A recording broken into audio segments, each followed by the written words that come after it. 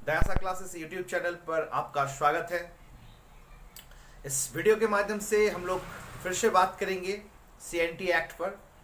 CNT act पर आज ये तीसरा वीडियो है और इसके पहले दो वीडियो मैं दे चुका हूँ।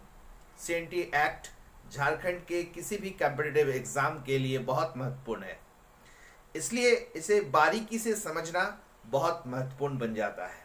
चलिए शुरू करते हैं आज का ये तीसरा वीडियो। अगर आप इस तीसरे वीडियो को देख रहे हैं तो आपको पहला और दूसरा वीडियो देखना अत्यंत आवश्यक है, तब आपकी पूरी कॉन्सेप्ट क्लियर हो पाएगी।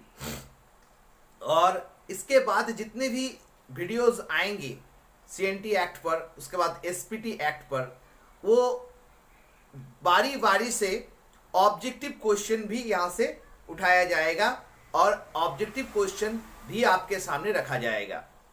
उसके बाद कुछ ऐसी वर्ड्स आपको मिलेंगे, अगर आप किताब पढ़ेंगे तो वो हो सकता है कि आपको समझ में आए, और ऐसा भी हो सकता है कि आपके माथे के ऊपर से 2 फुट ऊपर से निकल जाए वो वर्ड। तो ऐसे कुछ वर्ड्स भी हैं जिसका मैं स्पेशल वीडियो लेकर आऊँगा। कुछ टैक्सेस हैं, जैसे मैं आपको बता रहा हूँ दही कर। तो दही कर इन जनरली आप लगाएंगे, आप सोचेंगे कि दही के ऊपर लगाया गया कर होगा, लेकिन ये है क्या? कमाई कर। ये कर कहाँ लगाया जाता था? आज के जमाने के साथ, आज के समय के साथ अगर आप उस पुराने समय को सोचेंगे तो आप इस पर पार नहीं लगा पाएंगे। इसलिए आप इस वीडियो को लगातार देखते रहिए। स्टार्ट करते हैं। हाँ, और एक बात, अगर आप मेरे इस चैनल पर नए हैं तो मेरे इस चैनल को सब्सक्राइब कीजिए और आपका बेल नोटिफिकेशन जो होते हैं उसे भी आप प्रेस कर दीजिए ताकि मेरा हर वीडियो आप तक पहुंच सके। साथ ही साथ लाइक्स, अगर लाइक के लेवल में हो ये वीडियो तो ज़रूर लाइक करें, कमेंट करें। चलिए शुरू करते हैं। मैंने पिछले वीडियो में बताया था कि जब ब्रिटिश गवर्नमेंट के हाथ में चली गई भारत का शासन व्यवस्था, ईस्ट इंडिया कंपनी के हाथों से ब्रिटिश गवर्नमेंट के हाथ में जब चली जाती है, तो पहला भूमि सुधार कानून ले आता है जिसे भूधात्री नियम, मतलब छोटानागपुर भूधात्री नियम 1869 कहा जाता है। 1869, ये 1869 में जो नियम अंग्रेज सरकार बनाते हैं झारखंड की भूमि के ऊपर, उसे कहते हैं छोटानागपुर भूधात्री अधिनियम। इसको इंग्लिश में कहते हैं छोटानागपुर टेन्योर एक्ट। अब ये छोटानागपुर टेन्योर एक्ट जब बना तो थोड़ी सी खुशी यहाँ के लोगों को जरूर हुई, लेकिन संपूर्ण रूप से खुश नहीं थे। इसके कुछ कारण है। मैं इसके ऊपर जब स्पेशल वीडियो बनाऊंगा तो मैं इस एक्ट को समझाऊंगा। मैं अभी सिर्फ ये बताना चाहूँगा या बता रहा हूँ कि ये सीएनटी एक्ट 1908 मतलब 1908 में क्यों लगी, उसके इतिहास को बता रहा था। फिर भी मैं 2 लाइन बता ही देता हूँ। ये जो 1869 का टेन्योर, छोटानागपुर टेन्योर एक्ट है, ये क्या है कि जब कोल विद्रोह, भूमिज विद्रोह के दौरान जो भी व्यक्ति, वो उराव, मुंडा, जो भी व्यक्ति इस समय सक्रिय भूमिका निभाए थे, उन लोगों को यह आंदोलन दब जाने के बाद, सरकार ने जब इस आंदोलन को दबा दिया तो उनके ऊपर कार्रवाई शुरू किया, अत्याचार शुरू किया, और वे लोग हमारा झारखंड को छोड़कर वे लोग यहाँ से चले गए और असम में कॉन्सेंट्रेट हुए। और वो जब पुनः वापस लौटे 1757 के विद्रोह के बाद, तो यहाँ की सत्ता बदल चुकी थी। ब्रिटिश गवर्नमेंट के हाथ में सत्ता चली गई थी, भारत का शासन व्यवस्था उसके हाथ में चली गई थी।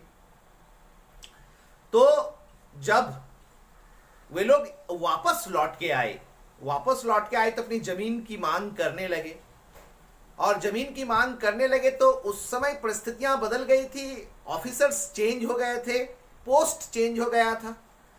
तो उस समय के जो ब्रिटिश गवर्नमेंट के लोग थे उन्होंने विषय को जानना चाहा और सर्वे करने के लिए लोकनाथ शाही को दायित्व दिया था। हालांकि ये हम सेकंड वीडियो में बता चुके हैं। फिर इसे बाबू राखाल दास हल्दर ने इसे कंप्लीट किया। उसी के आधार पे, उसी के सर्वे के आधार पे ये छोटा नागपुर भूधात्री अधिनियम 1869 लागू हुआ।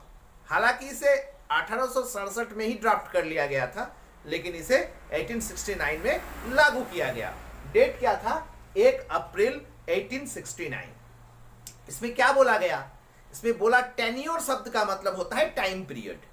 इसमें कहा गया था कि 20 साल तक अगर कोई आए और अपने जमीन का दावा करे और प्रूव्ड करे कि जमीन है उसका, तो ये जमीन उसे दे दिया जाएगा। टेन्योर का मतलब यही है, 20 साल के अंदर में। लेकिन बात यह है कि यहां पर बहुत प्रकार की भूमि है। मैंने भूमि के बारे में बताया था, कोड़कर भूमि, मंझियांश भूमि, राजहंस भूमि, खुटकट्टी भूमि, भूईहर भूमि। तो ये जो भूमि थी, इस भूमि में सिर्फ 2 का ही मामला फंसा हुआ था, 2 को ही थोड़ा लाभ हुआ, या तो इस बनाए हुए कानून में 2 आदमी आए, मतलब 2 को कैप्चर किया गया। रडार में 2 आए, एक जमींदार मंझियांश भूमि और दूसरा उरांव के भूमि भुईयर भूमि। इसलिए इसे मंझियांश या मंझियांश भुईयर बंदोबस्ती भी कहा जाता है। ये इंपॉर्टेंट क्वेश्चन है जेपीएससी के लिए कि मंझियांश और भुईहर बंदोबस्ती किस कानून को कहा जाता है? तो ये भूधात्री, छोटा नागपुर भूधात्री अधिनियम को कहा जाता है। इससे असंतुष्ट थे बाकी लोग, इसलिए ये लोग आंदोलन शुरू किए। सरदारी आंदोलन तो ऑलरेडी चल रही थी। सरदारी आंदोलन को मुल्की लड़ाई भी कहते हैं। मुल्की लड़ाई भी कहते हैं। मुल्की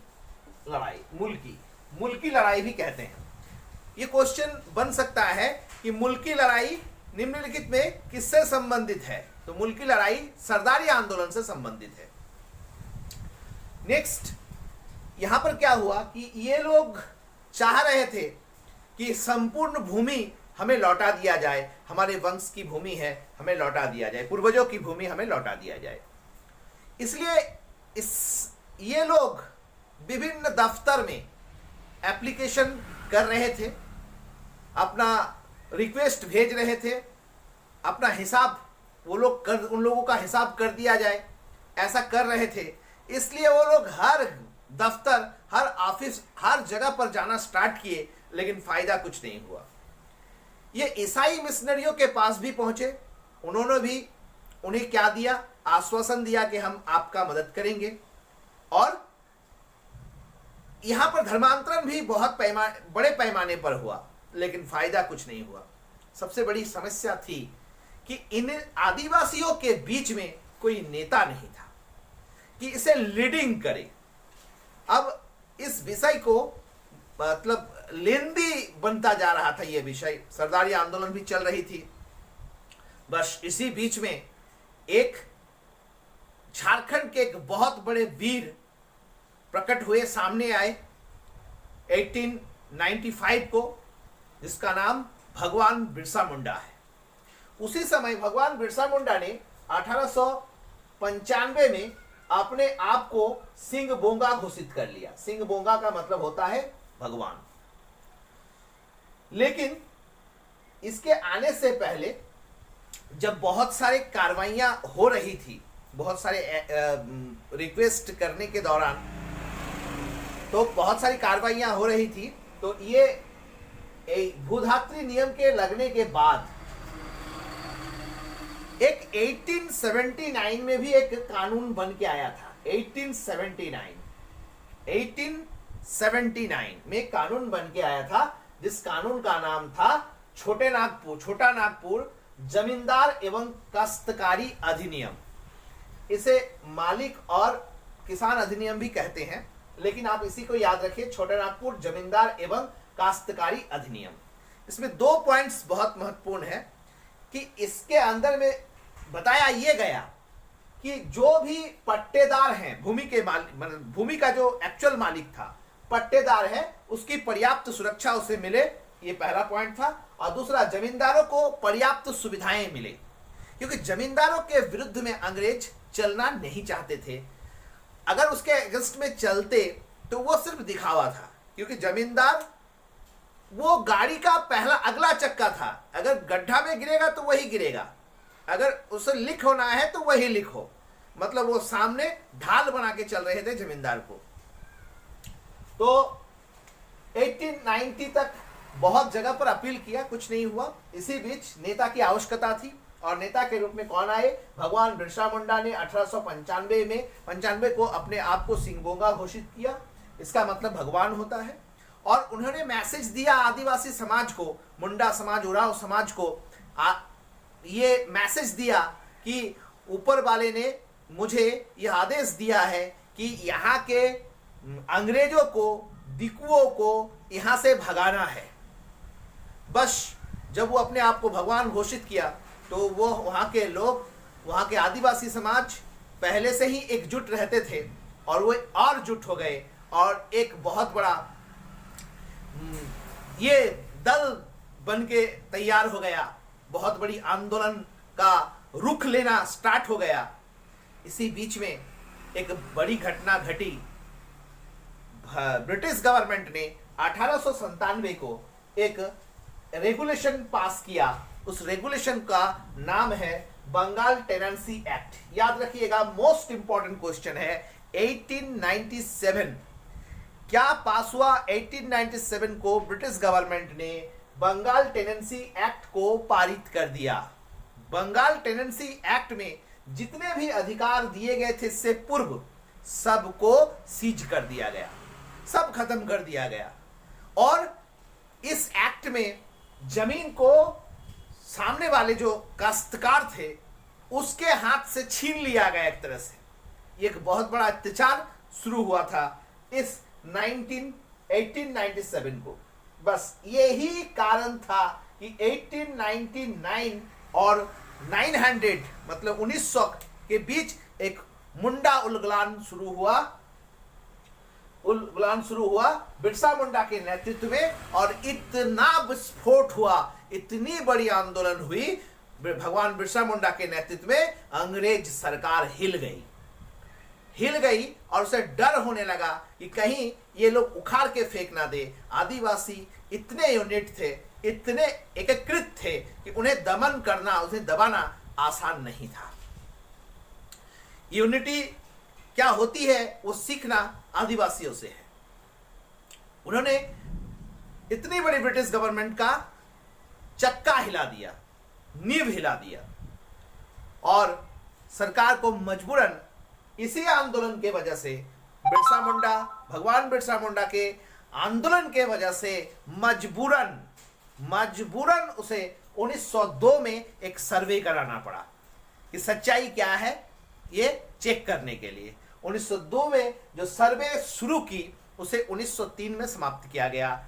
मोस्ट इंपॉर्टेंट क्वेश्चन कि मुंडा उलगलान के बाद, बिरसा मुंडा के आंदोलन के बाद ब्रिटिश गवर्नमेंट ने 1902 में जो सर्वे स्टार्ट कराया वो सर्वे कब समाप्त हुई? तो ये 1903 में समाप्त हुई। और उस समय भारत में जो वॉयसरॉय थे, वो वॉयसरॉय कौन थे? वो वॉयसरॉय थे लॉर्ड मिंटो द्वितीय। याद रखिएगा, बहुत इंपॉर्टेंट क्वेश्चन है। लॉर्ड मिंटो द्वितीय ही उस समय वॉयसरॉय थे भारत के। और ये जब इस सर्वे के आधार पर जब रिपोर्ट प्रस्तुत किया गया तो ब्रिटिश गवर्नमेंट, जिस समय वॉयसरॉय लॉर्ड मिंटो द्वितीय थे, उन्होंने उनके रिपोर्ट के आधार पर, सर्वे के रिपोर्ट के आधार पर 1908 का ये छोटा नागपुर काश्तकारी अधिनियम तैयार कर दिया। अब प्रश्न ये है कि छोटा नागपुर काश्तकारी अधिनियम के अंदर में क्या क्या प्रावधान दिए गए, क्या क्या बातें लिखी गई, इसके लिए स्पेशल वीडियो बनेंगे। मैंने ये बताया ये सफर कैसे पूरा हुआ, और कुछ इंपॉर्टेंट बात, ये क्वेश्चन जेपीएससी में ये सारे क्वेश्चन पूछे जाने वाले हैं, उम्मीद है। जैसे हम लोग जानते हैं इन जनरली कि ये जो कानून है छोटा नागपुर काश्तकारी अधिनियम 1908, ये एक्चुअल नाम नहीं है। तो नाम क्या है? ये नाम काम चलाऊ नाम है। इसका वास्तविक नाम जो है, वास्तविक नाम है इसका Bengal regulation 6 act, Bengal regulation 6 1908। क्योंकि बंगाल रेगुलेशन, जितने भी रेगुलेशन पास हो रहे थे उसमें बंगाल से हो रहे थे, और बंगाल रेगुलेशन 6 में इस प्रावधान को दिया गया, जिसे हमने बाद में छोटा नागपुर काश्तकारी अधिनियम कहा। लेकिन वास्तविक नाम इसका, जो रियल नेम है इसका, यह है बंगाल रेगुलेशन 6, बंगाल रेगुलेशन 6। दोस्तों याद रखिएगा, इंपॉर्टेंट क्वेश्चन है, बंगाल रेगुलेशन 6। अब ये बात है कि ये जो ड्राफ्टिंग हुआ, ड्राफ्टिंग दैट मीन्स इसके अंदर में क्या क्या नियम कानून बने, और इस नियम कानून को बनाने में किसने मदद किया, तो हम लोग बात करते हैं उसी विषय पर। तो ये जो ड्राफ्टिंग किया वो एक जर्मन पादरी थे, जर्मन के पादरी थे, उसका नाम था जॉन हाफमैन। यानी सीएनटी एक्ट का, सीएनटी एक्ट 1908 का जो ड्राफ्ट तैयार किया था उसका नाम था जॉन हाफमैन, और उसको मदद किया था, मदद मतलब सहयोगी थे मिस्टर लिस्टर, मिस्टर लिस्टर, और एक थे मेजर हार्स्ट, मेजर हार्स्ट। ये दोनों उसको सहयोग किए थे। और ये जो 11 नवंबर 1908 को सीएनटी एक्ट का निर्माण हुआ, 11 नवंबर 1908 को सीएनटी एक्ट का जो निर्माण हुआ, उस समय भारत में कौन सी कानून चल रही थी? तो भारत में इंडियन काउंसिल एक्ट 1892 चल रही थी। इसी एक्ट के आधार पर पूरे भारत में शासन व्यवस्था चल रही थी। क्या नाम था? Indian council act 1892। पूरा भारत शासन हो रहा था, पूरा भारत का गवर्न हो रहा था। गवर्न किससे हो रहा था? Indian council act 1892। इसी के सेक्शन 5 के शक्ति के आधार पर ये बंगाल रेगुलेशन 6 एक्ट पास किया, जिसको हम लोग छोटा नागपुर काश्तकारी अधिनियम कहते हैं। इसका ड्राफ्ट किसने तैयार किया? जर्मन पादरी जॉन हाफमैन ने। इसको मदद किसने किया? मिस्टर लिस्टर ने तैयार किया। मिस्टर लिस्टर ने इसे मदद किया, मेजर हार्स्ट ने इसे हेल्प किया। और इस नियम के बाद आदिवासी के अंदर में खुशी छाई। उन्होंने खुशी मनाया, क्योंकि उसकी जमीन को सुरक्षित कर दिया गया था। इसके अंदर में एक्चुअल ये जमीन उसकी आत्मा थी, इसलिए ये एक्ट आदिवासियों की मैग्ना कार्टा कही जाती है। ए मोस्ट इंपॉर्टेंट क्वेश्चन, छोटा नागपुर काश्तकारी अधिनियम को आदिवासियों का मैग्ना कार्टा कहा जाता है, क्योंकि यह जमीन के ऊपर सुरक्षा प्रदान करती है, मैग्ना कार्टा कहा जाता है। और एक बात और बता दूं कि अगर हम ये बात बोले कि झारखंड का निर्माण तो 15 नवंबर 2000 को हुआ था। उस समय तो झारखंड, जिस समय आंदोलन चल रही थी, झारखंड नहीं था। भारत को आज़ादी मिली, भारत को आज़ादी मिली। और एक चीज़, भारत की आज़ादी तो 1947 को मिली थी। और एक चीज़ बता दूं, जिस समय यह सीएनटी एक्ट लगा था झारखंड के उस क्षेत्र में, जब अभी झारखंड, वो तो झारखंड नहीं था, एक्ट लगा था तो 2 जगह पर नहीं लगा था। याद रखिएगा, सीएनटी एक्ट मतलब 6 जिले को छोड़ दीजिए आप। 6 जिले मतलब संथाल परगना के 6 जिले को छोड़ दीजिए। संथाल परगना में नहीं लगा था। संथाल परगना में नहीं लगा था, दैट मीन्स कहाँ नहीं लगा था? तो दुमका, पाकुड़, गोड्डा, जामताड़ा, साहिबगंज और देवघर, ये इस जगह पर सीएनटी नहीं लगा, यहां पर एसपीटी लगा है। तो बाकी के सभी जिलों में उस समय के झारखंड, उस समय के, अभी के झारखंड उस समय के एरिया के बारे में बता रहे हैं। तो उस समय सभी बाकी जो अभी वर्तमान में 24 जिले हैं, तो हम 6 को अगर छोड़ देते हैं तो 18 जिलों में सीएनटी एक्ट लगना चाहिए, लेकिन 18 जिलों में सीएनटी एक्ट नहीं लगी थी, 16 में लगी थी। 2 जिले पर सीएनटी एक्ट नहीं लगा था। किस पे नहीं लगा था? एक सरायकेला और दूसरा खरसवा पर नहीं लगा था। सरायकेला और खरसवा पर नहीं लगा था। जब भारत को आजादी मिली 1947 में, तो भी सीएनटी एक्ट था, तब भी नहीं लगा था। लेकिन 1951 में इसे इसके ऊपर भी लागू कर दिया गया। 1951 में इस पर लागू कर दिया गया। अब समझिए 1951 में क्यों लागू कर दिया। एक्चुअल जब भारत को आजादी मिली थी तो बहुत सारे छोटे छोटे रियासत थे। छोटे छोटे रियासत, दैट मीन्स वहां पर हमेशा कोई राजघराना राज किया है, राजघराना शासन किया है। वहां पर अंग्रेज हस्तक्षेप नहीं किए, बस दीवानी कलेक्शन कर लेते थे, कभी हस्तक्षेप नहीं किए। तो ऐसे छोटे छोटे रियासत जो थे, ऐसे छोटे छोटे रियासत पर कभी भी अंग्रेज का कानून लागू नहीं हुआ। तो सीएनटी एक्ट वहां पर लागू नहीं हुआ, खरसवा और सरायकेला, क्योंकि वो भी छोटी छोटी रियासत थी, इसलिए वहां पर लागू नहीं हुआ था। लेकिन जब भारत को आजादी मिली थी उस समय जो सबसे बड़े काम करके गए हैं सरदार वल्लभ भाई पटेल, उन्होंने लगभग 560 से ज्यादा रियासत को वह भारत में जोड़ने का काम किए। इससे बड़ा काम और कोई भी नेता नहीं कर पाए हैं। हालांकि एक राजनीतिक विषय बन के रह गया, इसलिए इस पर विवाद भी बन चुका है। लेकिन अगर आप नैतिक दृष्टि से देखें तो सरदार वल्लभ भाई पटेल ही सबसे बड़े हीरो हैं, सबसे बड़े हीरो हैं उस पीरियड के। और जब ये रियासत को भारत में जोड़ा तो वहां पर वो लागू 1851 में हो गया। अब झारखंड में 15 नवंबर 2000 को झारखंड बनी, तो झारखंड में सीएनटी एक्ट कब लगा? एक प्रश्न है, क्योंकि झारखंड शब्द तो था ही नहीं। झारखंड शब्द तो 15 नवंबर 2000 को लागू हुई है। इसलिए याद रखिएगा, यहां पर घुमाएगा क्वेश्चन, घुमाएगा तो आपका दिमाग घूमेगा। इसलिए झारखंड में सीएनटी एक्ट 15 नवंबर 2000 को लगी। इंपॉर्टेंट क्वेश्चन, झारखंड में सीएनटी एक्ट 15 नवंबर 2000 को लगी, क्योंकि सीएनटी एक्ट उस समय कहां पे लगी थी?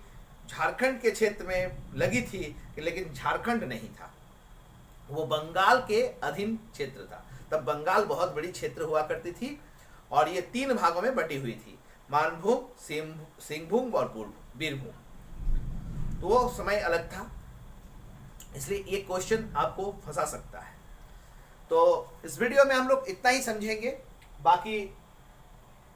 बाकी और कुछ बातों पर डिस्कशन कर लेते हैं। ये 2016 में जब बीजेपी की सरकार थी, अभी भी बीजेपी की सरकार है। 2016 में केंद्र में बीजेपी की सरकार है और राज्य में झारखंड मुक्ति मोर्चा की सरकार है। तो 2016 में इसे एक बार संशोधन करने का प्रयास किया गया था, लेकिन असफल हुआ। और 1920 में भी इस पर एक बार संशोधन करने का प्रयास किया गया था, लेकिन उस समय भी ये असफल रहा। मतलब 1908 में लगी, 1920 में इसे संशोधन करना चाहा था, लेकिन संशोधन नहीं हो पाया। फिर इसे संशोधन 2016 में करने का प्रयास किया गया, लेकिन नहीं हुआ। याद रखिएगा कि इस पर 2 बार संशोधन का प्रयास किया गया है। मैं ये क्यों बता रहा हूं? क्योंकि आपके ऊपर जेपीएससी में क्वेश्चन पूछ सकता है। और जब इसे सीएनटी एक्ट को 9वीं सूची में डाला गया था, 9वीं सूची में, 9th सूची में, 9th शेड्यूल में डाल दिया गया था। कब? 66वां संविधान संशोधन के दौरान, जब भारत में 66वां संविधान संशोधन हुआ तो इस सीएनटी एक्ट को कहाँ डाल दिया गया? भारतीय संविधान के 9वें सूची में डाल दिया गया। हालांकि 12 सूची हमारे पास है, इसमें 9वें सूची में इसे डाल दिया गया। मुझे उम्मीद है कि मैक्सिमम क्वेश्चन यहां से आ जाएगी। इसके बाद 1908 तक हम लोग सीएनटी एक्ट तक पहुंच चुके हैं। इसके अंदर में कौन कौन सी बातें लिखी है, ड्राफ्टिंग के अंदर में क्या क्या है, क्या क्या नहीं है, इस पर भी हम लोग विचार विमर्श करेंगे। क्वेश्चंस हम लोग उठाएंगे, ऑब्जेक्टिव क्वेश्चन हम लोग उठाएंगे। आप हर वीडियो को जरूर फॉलो कीजिए, निश्चित रूप से आपको मेरी वीडियो से लाभ मिलेंगे। आज के लिए इतना ही, धन्यवाद।